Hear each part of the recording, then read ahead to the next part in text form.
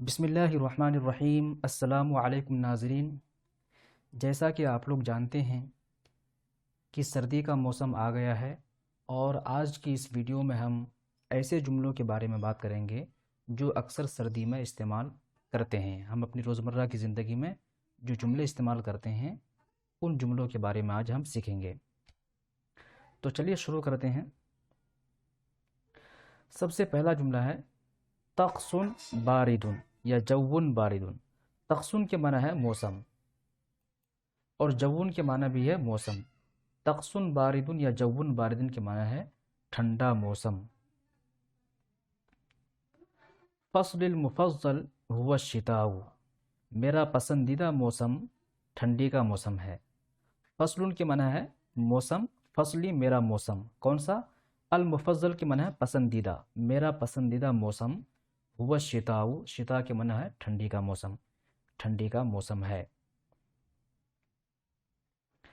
فی الشتاء نفضل البقاء فی البیت، ٹھنڈی کے موسم میں یا موسم سرما میں ہم گھر میں رہنا پسند کرتے ہیں۔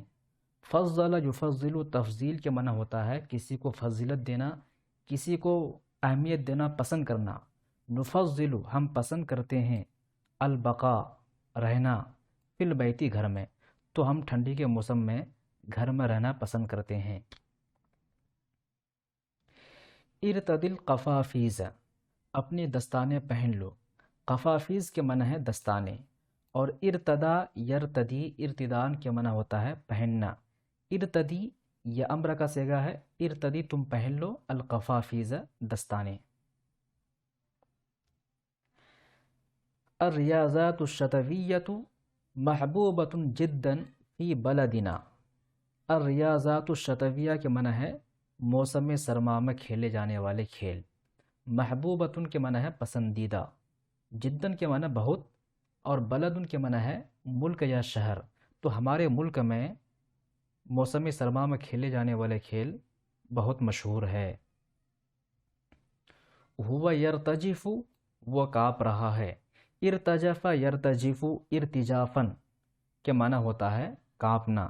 یرتجف یہ فعل مضارع سے واحد مذکر غائب کا صیغہ ہے، جس کا معنی ہے وہ کانپ رہا ہے۔ اگر کہنا ہو کہ میں کانپ رہا ہوں تو کہیں گے انا ارتجف، میں کانپ رہا ہوں۔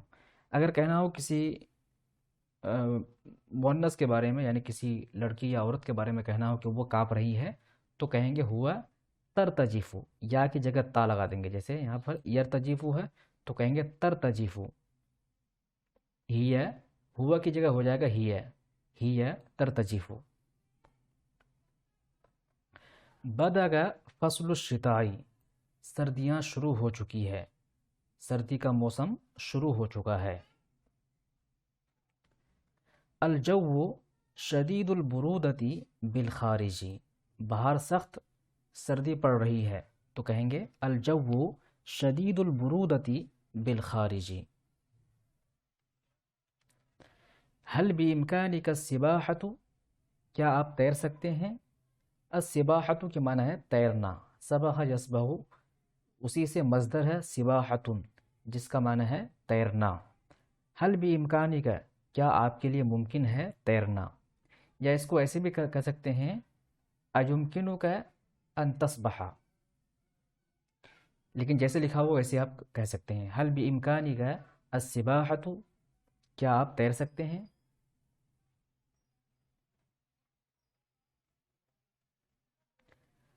تعال بسرعۃ، جلدی آؤ۔ تعال کے معنی ہے آؤ، بسرعۃ کے معنی جلدی۔ تعال بسرعۃ، جلدی آؤ۔ لا تخف من ای شیء، کسی چیز سے نہ ڈرو۔ لا تخف من ای شیء، کسی چیز سے نہ ڈرو۔ خاف یخاف، خوفن کے معنی ہوتا ڈرنا، اسی سے فعل نہیں ہے لا تخف، نہ ڈرو، من ای شیء کسی بھی چیز سے۔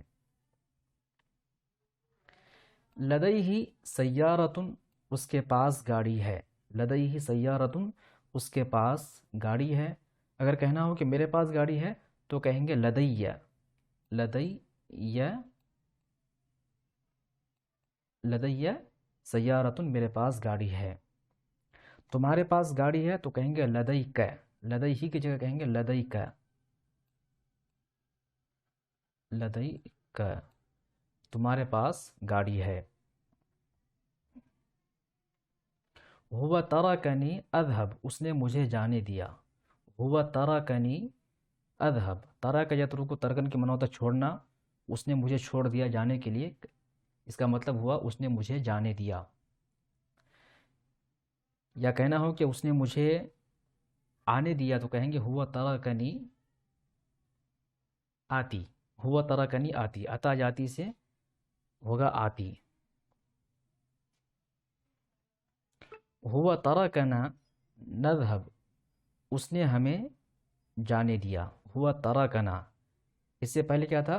ہوا، دیکھیں ہوا ترکنی، جب نی کہیں گے تو اس کا مطلب ہوا کہ اس نے مجھے جانے دیا، لیکن جب کہیں گے ہوا ترکنا، نی کی جگہ نہ کہیں گے تو اس کا مطلب ہوا کہ اس نے ہم سب کو جانے دیا۔ ہوا ترکنا نذهب، اشعر بالارہاق، مجھے تھکن محسوس ہو رہی ہے۔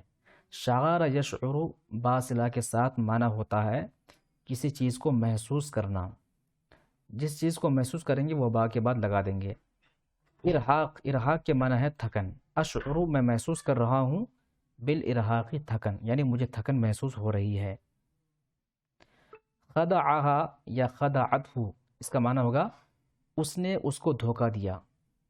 خدعہا، اگر کسی مذکر نے کسی مؤنث کو یعنی کسی مرد نے کسی عورت کو دھوکہ دیا ہے تو کہیں گے خدعہا، لیکن اگر کسی لڑکی یا کسی عورت نے کسی مرد کو دھوکہ دیا ہے تو کہیں گے خدعتہ۔ خدع یخدع، خدعن کے معنی ہوتا ہے دھوکہ دینا، خدع اس نے دھوکہ دیا، یہ فعل ماضی سے واحد مذکر غائب کا صیغہ ہے، اس نے دھوکہ دیا ہا اس کو، ہا کی ضمیر ہے مؤنث کے لیے، اور یہاں پر خدعت یہ فعل ماضی سے واحد مؤنث غائب کا صیغہ ہے، اس کا معنی ہوگا اس نے دھوکہ دیا، ہو کی ضمیر ہے مذکر کے لیے، یعنی اس نے کسی مذکر کو کسی مرد کو دھوکہ دیا۔ اشعر بالجوع، مجھے بھوک لگی ہے، اشعر بالجوع، مجھے بھوک لگی ہے۔ خسرت وظیفتی، وظیفتن کے معنی ہے نوکری یا جاب، خسیر یخسر کے معنی ہوتا ہے کسی چیز کا نقصان اٹھانا، خسرت یا کسی چیز سے ہاتھ دھو بیٹھنا، خسرت میں ہاتھ دھو بیٹھا، وظیفتی اپنی نوکری سے۔ انا خجول قلیلا، میں تھوڑا شرمیلا ہوں، خجول کے معنی ہے شرمیلا، انا خجول قلیلا، قلیلا کے معنی ہے تھوڑا، تو میں تھوڑا سا شرمیلا ہوں۔ انا لست خائفا، میں ڈرنے والا نہیں ہوں، انا لست خائفا، میں ڈرنے والا نہیں ہوں۔ اگر کہنا ہو کہ تم ڈرنے والے نہیں ہو تو کہیں گے انا لست،